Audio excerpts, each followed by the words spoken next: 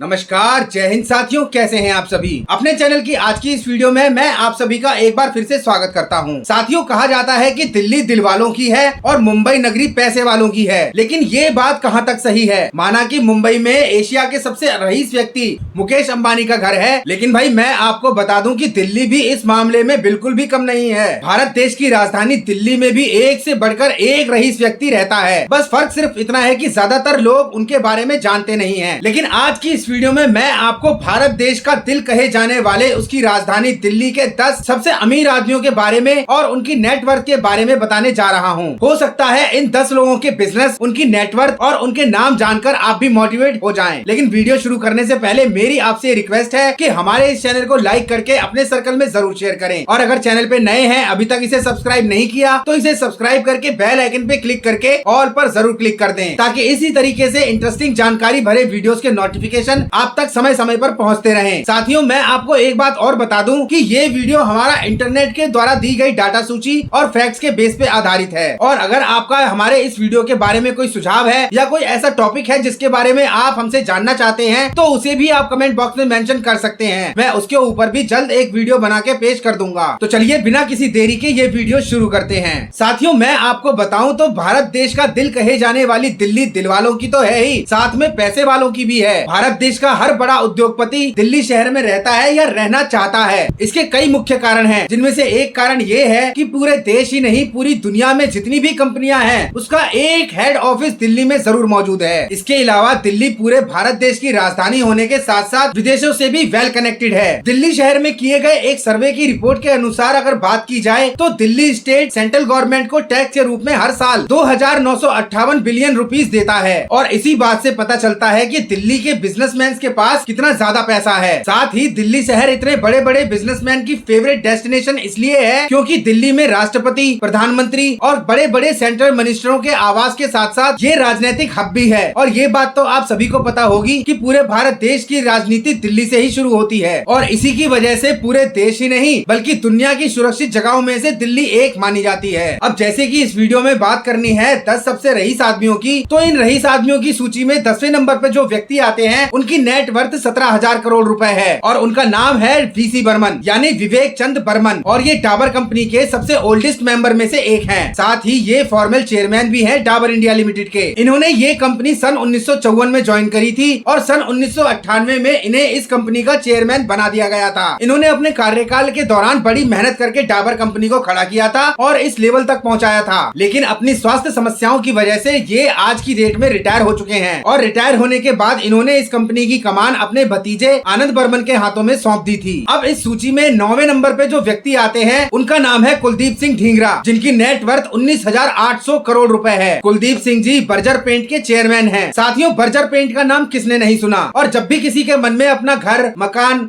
दुकान या flat renovation करने की बात आती है, तो ऐसे में कोई भी व्यक्ति पेंट के लिए केवल 2 ही कंपनियों पे भरोसा करता है, पहली एशियन पेंट और दूसरी है बर्जर पेंट। कुलदीप ढींगरा जी ने अपनी ये कंपनी अपने भाई के साथ मिलकर सन 1991 में शुरू करी थी। और इस कंपनी के बारे में मैं आपको एक इंटरेस्टिंग फैक्ट बताऊं तो कुलदीप सिंह जी ने ये कंपनी विजय माल्या से खरीदी थी। इस बिजनेस को इन्होंने विजय माल्या से खरीदकर सक्सेसफुली रन किया, जिसके बाद आज ये दिल्ली के सबसे अमीर व्यक्तियों की सूची में 9वें पायदान पे आते हैं। अब साथियों, इस सूची में 8वें नंबर पे जो व्यक्ति आते हैं उनकी नेटवर्थ है 22,000 करोड़ रुपए, और उनका नाम है पवन मुंजाल, जो कि हीरो मोटोकॉर्प के चेयरमैन और एमडी भी हैं। अब जैसा कि इस कंपनी के नाम से ही आपको पता चल गया होगा, हीरो मोटोकॉर्प जो कि देश में मिडिल क्लास फैमिलीज के लिए 2 व्हीलर की मैन्युफैक्चरिंग करता है, जैसे हीरो की स्प्लेंडर, पैशन, सिटी डिलक्स, ये कई हीरो कंपनी के विश्वसनीय मॉडल हैं, जो कि मिडिल क्लास फैमिलीज के लिए काफी अफोर्डेबल और भरोसेमंद भी हैं। लेकिन होंडा से अलग होने के बाद इन्होंने इस कंपनी को हीरो वेंचर के नाम से आगे बढ़ाया, जिसे आज पवन मुंजाल जी सफलतापूर्वक चला रहे हैं। और इसी कंपनी की वजह से ये दिल्ली के 8वें सबसे रईस व्यक्ति हैं। अब साथियों, इस सूची में जो 7वें नंबर पे आते हैं उनका नाम है आनंद बर्मन, और इनकी टोटल नेटवर्थ है 22,400 करोड़ रुपए। ये साहब अध्यक्ष हैं डाबर इंडिया लिमिटेड के। अब डाबर का नाम तो देश ही नहीं विदेश में भी लोग जानते होंगे। डाबर का टूथपेस्ट, डाबर हनी, डाबर का च्यवनप्राश, डाबर का आंवला तेल, डाबर का ग्लूकॉन डी, इसके अलावा डाबर के अन्य बहुत सारे प्रोडक्ट हैं। मतलब कि जितनी भी नेचुरल चीजों की प्रोडक्शन होती है उनकी प्रोडक्शन ज्यादातर डाबर ही करता है। आनंद वर्मन जी ने अपने इस फैमिली बिजनेस को सन 1980 में ज्वाइन किया था। बात करें डाबर कंपनी के भरोसे की तो अपने कस्टमर्स के बीच डाबर कंपनी एक भरोसेमंद कंपनी है जिसकी क्वालिटी पर उसके कस्टमर आंख बंद करके भरोसा करते हैं। और इन्हीं सब खास बातों की वजह से ये दिल्ली के सबसे अमीर आदमियों की सूची में 7वें पायदान पे हैं। अब इस सूची में अगला नाम जिसका आता है वो भारत के यूथ आइकन मॉडल होने के साथ साथ देश के सबसे यंगर मिलियनियर भी हैं। इनकी नेट वर्थ है 23,000 करोड़ रुपए और इनका नाम है विजय शर्मा। अब इनके नाम को आपने कभी सुना है या नहीं सुना, लेकिन आपने पेटीएम का नाम जरूर सुना होगा। पेटीएम करो, सुना है ना। दिल्ली के दिल्ली इंजीनियरिंग कॉलेज से इंजीनियरिंग की पढ़ाई पूरी करने के बाद विजय शर्मा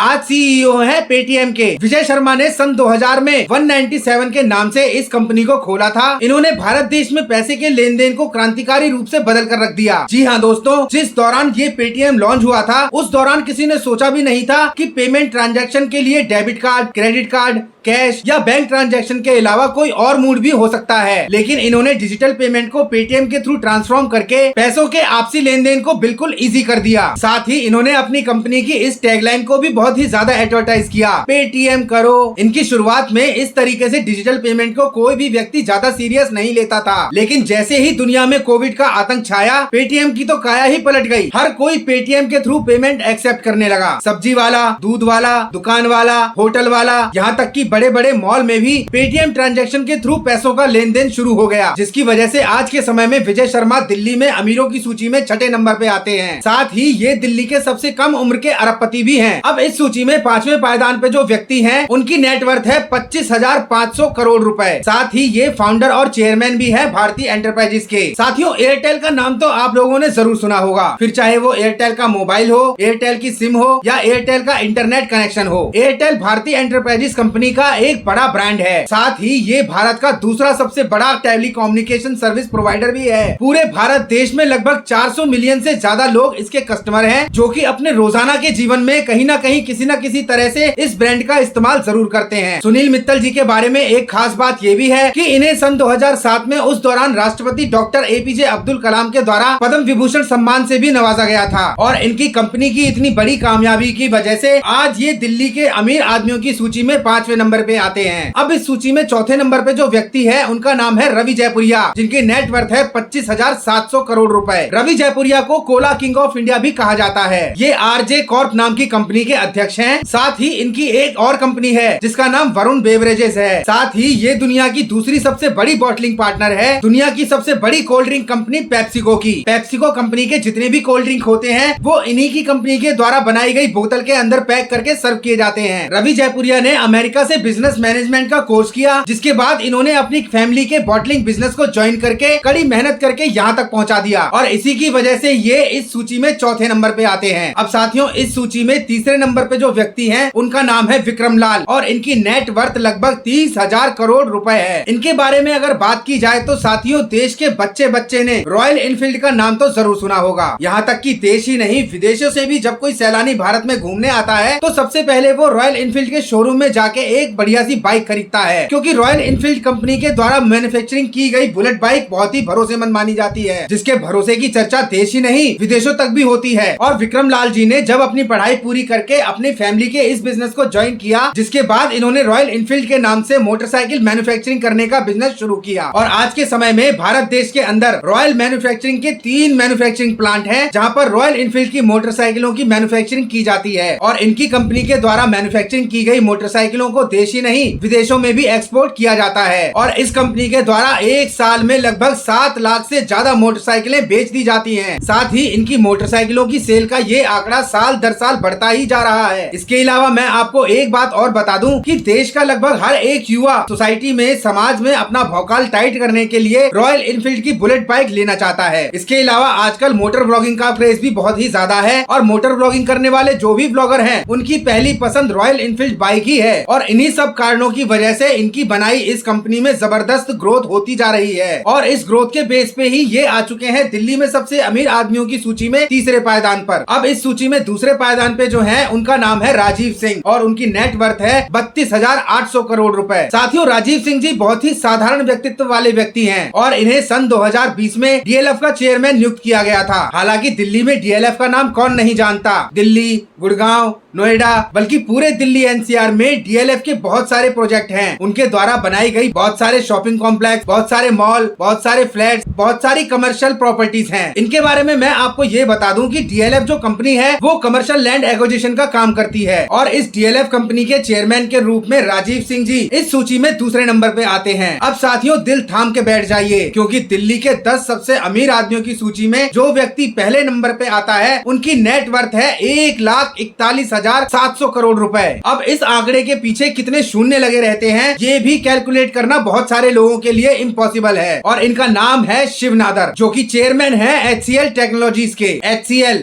जिसकी फुल फॉर्म है हिंदुस्तान कंप्यूटर लिमिटेड। शिव नादर जी ने इस कंपनी को बहुत ही छोटे पैमाने पर सन 1976 में शुरू किया था, जो कि उस समय छोटे छोटे कैलकुलेटर और माइक्रोफोन ही बनाती थी। लेकिन आज के समय में ये दुनिया की 3rd largest software services providing company है। शिव नादर जी दिल्ली बेस्ड बिजनेसमैन है और आज के समय में दिल्ली के सबसे रईस आदमियों की लिस्ट में इनका नाम पहले नंबर पे आता है। अब साथियों, दिल्ली के 10 सबसे रईस आदमियों की इस सूची को बताते हुए मैं एक तरीके से आप लोगों को मोटिवेट करना चाहता हूँ ताकि आप भी अपने अंदर इस तरीके की कोई एक स्पिरिट जगाएं और कोई एक बिजनेस शुरू करके बहुत सारा पैसा कमाएं। अब ये वीडियो आपको कैसा लगा इसे कमेंट सेक्शन में मेंशन जरूर करिएगा। इस वीडियो के बारे में या हमारे लिए आपका कोई सुझाव हो तो उसे भी कमेंट सेक्शन में जरूर मेंशन करें। वीडियो अगर आपको पसंद आई हो तो इसे लाइक करके हमारे चैनल को सब्सक्राइब करके बेल आइकन पे क्लिक करके ऑल पर जरूर क्लिक करें और इसे अपने सर्कल में भी जरूर शेयर करें ताकि वो लोग भी इस वीडियो के थ्रू मोटिवेट हो सके। तो मिलते हैं अगली किसी नई वीडियो में किसी नई हस्ती, किसी नए चेहरे, किसी नई घटना और किसी नई जानकारी के साथ। तब तक आप सभी अपने परिवार के साथ खुश रहें, सेफ रहें, स्वस्थ रहें। जय हिंद, वंदे मातरम।